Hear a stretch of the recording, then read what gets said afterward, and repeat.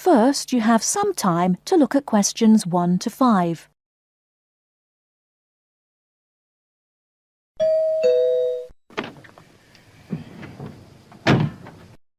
Yes?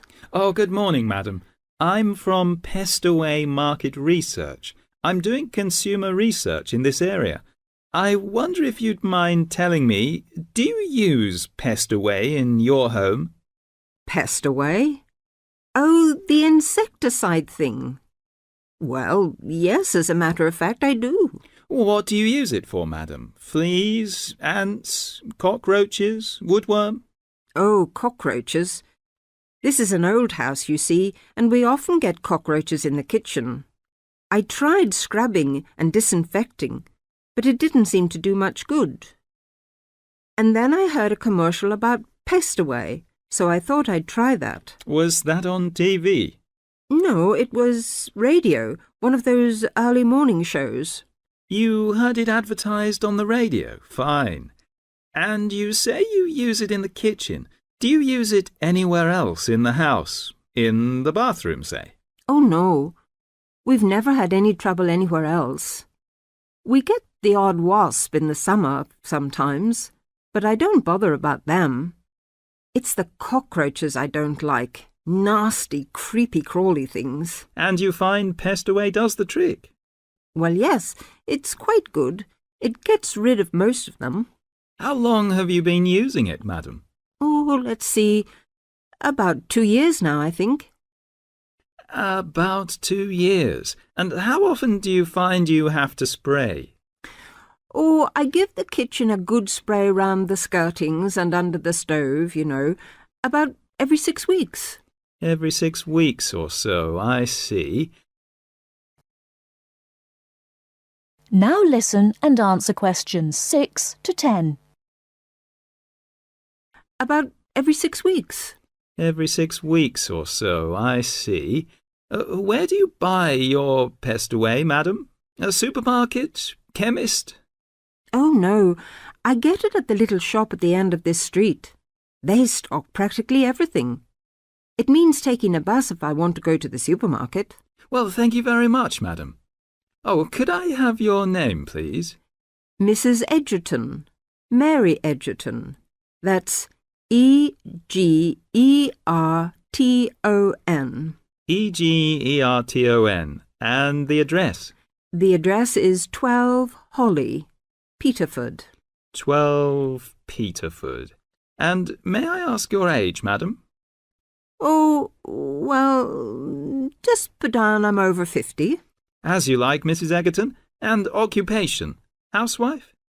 Well, I used to be a telephonist before I married. I had a very good job at the post office, but what with a husband to look after and 4 children to bring up, it doesn't leave you much time, does it? Occupation, housewife. Well, thank you very much for your time, madam. You've been most helpful. You will hear an introductory speech to students at a summer school. You have 30 seconds to look at questions 11 to 14.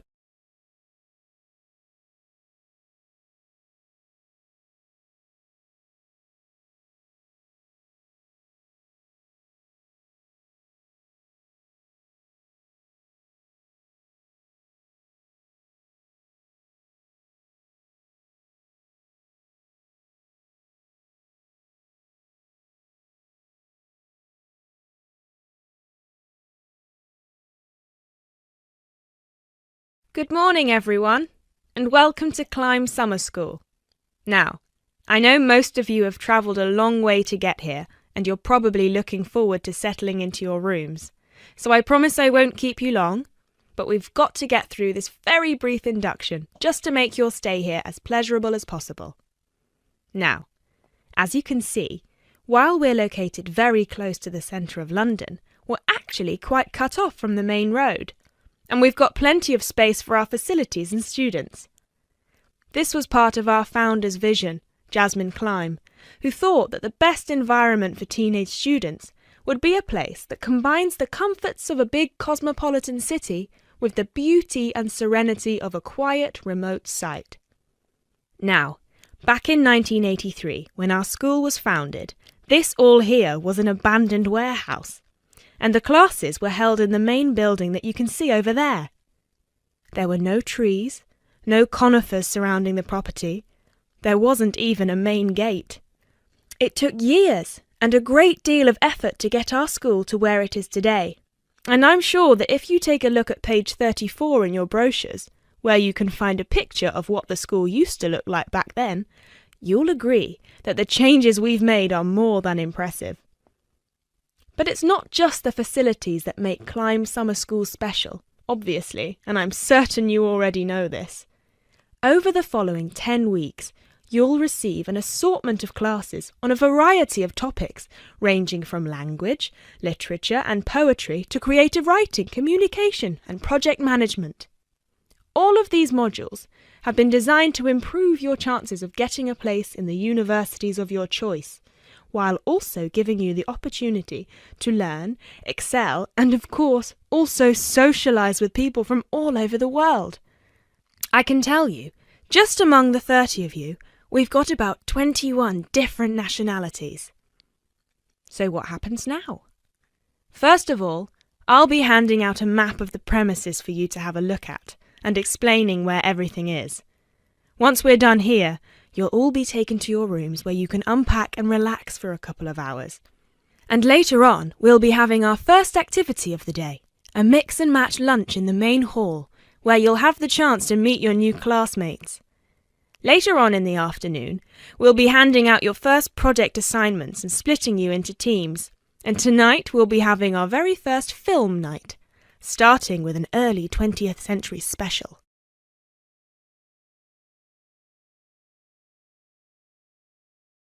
You now have 30 seconds to look at questions 15 to 20.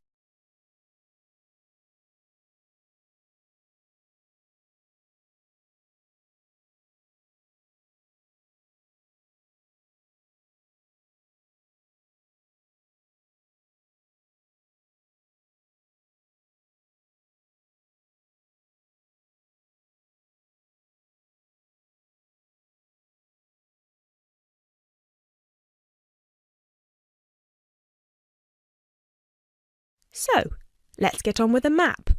You've already got a version of it in your brochures, so if you can open them to the last page so we can have a look. Very well. As I showed you before, the actual school is right over there in the middle. That's where you'll be having most of your classes. Adjacent to it, you'll find the main hall, which is where we'll be hosting most events, such as today's lunch. On the left from the main building, you'll find a smaller building, which is where the accommodation and welfare offices are located. This is labelled as the garden office at the front, and it's easy to spot because it has a green door. Each of you is assigned to a different residence hall. We've got 3 residence halls in total, 1 on the left and 2 on the right. The one right next to the garden office is Ursula Hall, named after our founder's sister, while the other 2 are Peter Hall and William Hall. Now, as you can see, there are 3 more buildings to the left of the semicircle here, and 1 more building on the right-hand side, next to William Hall. So that one, which is shaped a bit like a dome, is the pavilion. This is where all your letters will be delivered, and in the basement floor you'll also find a laundrette. Please make sure you've got plenty of £1 coins, as you'll need one for the washing machine and another for the dryer.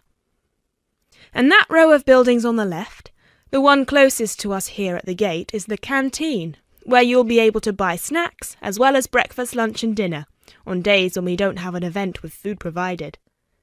The next one is the gym, which is open from 7 a.m. to 8 p.m. from Monday to Friday, and until 10 p.m. at the weekend.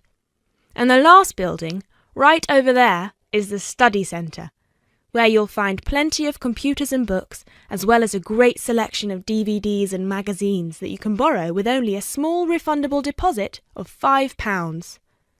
Now, please remember to keep your student card with you at all times, as you'll need it to access most of these facilities.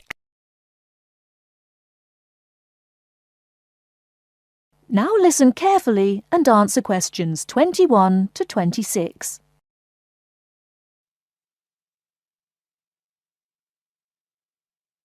Look, There's the notice that Professor Jones told us he'd be putting up confirming the details of our work experience placements. But I thought that was already arranged. No, he said he'd have to check with the companies that the days we preferred were okay for them. Let's see if any have changed. Teresa's not here today, but her name's first. It says the Uni Bookshop, Friday mornings starting on the 23rd of March. So nothing's changed. I'll let her know. What about Manuel? He's not here either. Is he still going to the music store in the high street? If it's mainly music, yes, he's still down for that on Friday afternoons starting on the 9th. The day's different. It's changed from Tuesday mornings, but that's okay. I'll tell him. He'll really enjoy listening to music all day. Now, where's my name? Henry. Here it is. I'm going to the beauty shop, and I said I preferred Thursday afternoons. Oh, good, that seems okay. And my start date hasn't changed either. Joe, what day did you opt for? I'm going to Highway Hotels on Monday mornings. Yes, that's okay. And starting on Monday the 12th of March. Oh, has that been changed? Okay, I was scheduled to start the week before. I'll just make a note of that. What about me, Henry? Have I still got the Explore travel service on Wednesday mornings? Just a minute. Where's your name? Let's see. Nancy. Okay, here it is.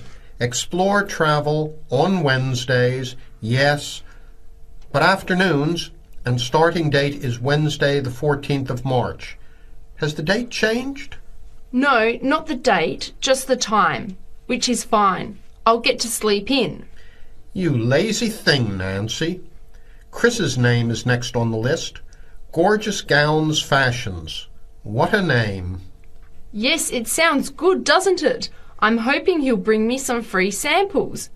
So, has he still got Wednesday mornings? Yes, Wednesday mornings starting on the 14th of March. Okay, I'll tell him when I see him tonight that his arrangements haven't changed. Gordon, what about you? I chose that software company that makes computer games. I can't remember its name, but I asked for Tuesday afternoons. Oh, yes. Here it is. Games to go on Wednesday mornings. There's a note here saying they have their weekly staff meetings on Tuesday afternoons, so that wouldn't be much use to you. That's why they've changed it to Wednesdays, starting on the 21st of March, so you can see their working setup. OK, I'm glad they've changed it. I don't think I'd want to sit through a meeting every week. Before the conversation continues, you have some time to look at questions 27 to 30.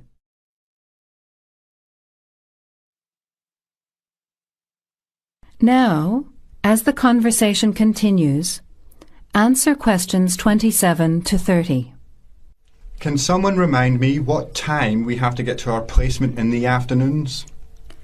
It says here, mornings start at 9 a.m. and afternoon sessions at 1 p.m. Oh, that's a shame.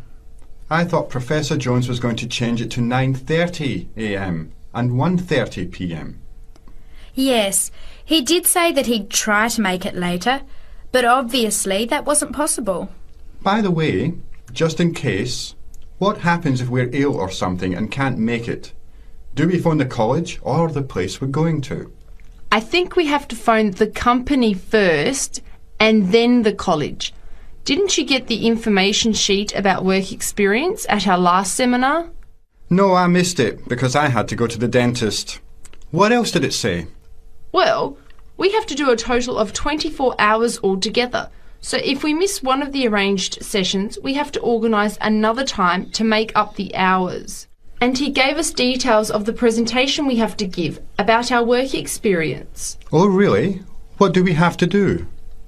In week 10, We each have to give a presentation to the class about the company we've been with. It's 30% of a final mark for this subject, so it's going to be a lot of work. Yes, he's expecting us to do a lot of research while we're there so that we can outline the history of the company, its management structure, number of employees, other branches, etc. And he said we should use lots of visuals such as diagrams and flowcharts during the presentation. Yes, and we should also include what we did each week, the different departments of the company or positions that we observed, and try to relate what we saw to our studies so far.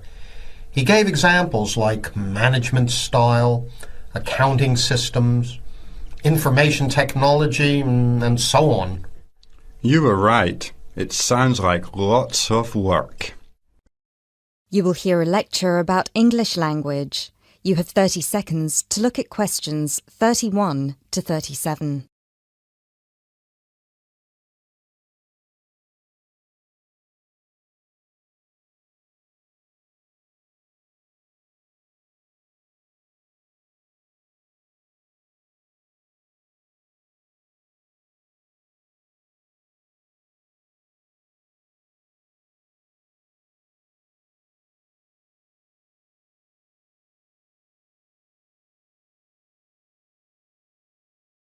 Those of you who were here last week will remember that we talked about the journey of the English language from its early Indo-European origins through to Old English, Middle English, and then to early and late modern English before it reached the form that it has today. Today, we will be continuing that theme by focusing on the future of the English language and all the places it might go from here. There are about 2.1 billion people around the world who can speak English. Out of these, only 400 million are native speakers, which means that 4 in 5 English speakers are non-natives. This is obviously quite an impressive number, considering that just 2 centuries ago, in 1801, there were only about 20 million speakers of English around the world, and languages like French and German were ahead of English in terms of how many people were using them. But what does it mean? What it means is that the future of the English language doesn't really depend on its native speakers, but on that massive number of non-native speakers learning it around the world. Has anyone heard the term pidgin before, or Creole? A pidgin is a simplified version of a language which acts as a bridge between two people who don't have a common language, allowing them to communicate with each other. While a Creole is a language that evolves from a pidgin, with the difference that it is fully formed with clear grammatical rules and vocabulary. There are currently dozens of Pidgin and Creole languages based on English around the world, for example, Nigerian Pidgin or Jamaican Patois. These languages are also known as Englishes. What's interesting about these Englishes is how different they sound to, for lack of a better term, proper English. Take the word trousers, for instance. In Sheng, which is a Kenyan Creole language, they're called longi because they're long. But even versions of English that are recognized as official variations or dialects still differ greatly from each other. Americans and Jamaicans would call the back of a car where you store your luggage the trunk. Britons, Australians, Canadians, and other Commonwealth countries would call it the boot. A subway in the UK is a tunnel under a road that allows pedestrians to cross safely. In the US, it's an underground train. You might think of these differences as minute, but when you take into account the dozens of different versions of English out there, a very intriguing parallel arises with another language from the past: Latin. Latin, too, used to be a lingua franca. Nowadays, it's all but dead, spoken only by a few clerics and scholars. At some point in history, it splintered into various different languages which became known as Romance languages. For example, Spanish, Italian, or French. There are some that theorize that the same thing might happen to English in the near or distant future, that all these Englishes we have today in different countries will continue to develop, so Pidgins will turn into Creole languages, and Creole languages will turn into just languages, and English itself, as we know it today, will disappear, or become less and less important. It's an interesting theory, if nothing else. You now have 30 seconds to look at questions 38 to 40.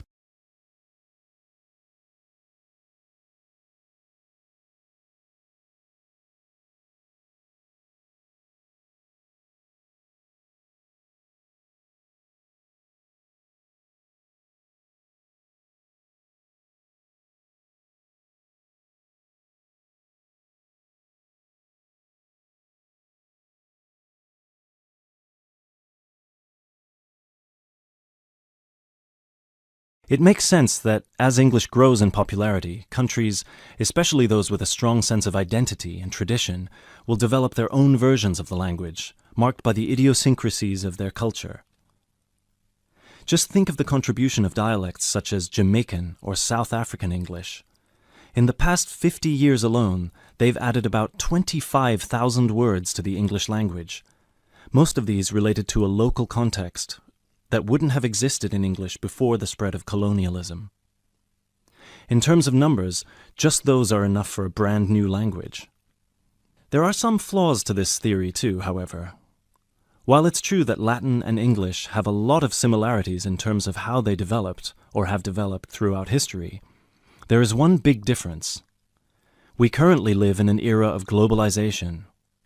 Today, you can be in India and stream an American film or TV series in seconds. You can be in Nigeria and listen to British music. You can be in Brazil and read a novel from an Australian author. Just a few centuries ago, this was unthinkable. So what's the other way that English could go? According to some experts, there's the possibility that it could maintain its status as the world's global language, but with a few differences. Already today, most conversations in English occur between non-native speakers. While many of these might be fluent, the majority probably only have an intermediate understanding of the language, devoid of the nuances, colloquialisms, and complex collocations that native speakers employ in their interactions. This means that over time, English could turn into some sort of world speak, the official lingua franca for the entire world, but in a simplified form. Some scholars have even started trying to develop that version of English by selecting the most useful words in the English vocabulary for non-native speakers to learn. Robert McCrum has compiled a comprehensive list of 1,500 words, for example, a version of English that he calls Globish. And what about traditional native speaker English? It might continue to exist, but lose its popularity, as the previous theory suggests. There are many more theories about the future of the English language, of course. I've only focused on the two main ones because they clearly demonstrate our uncertainty when it comes to how this beautiful language will develop. English is in a unique, unprecedented position. No other language has achieved the same levels of popularity in human history, especially in terms of non-native speakers.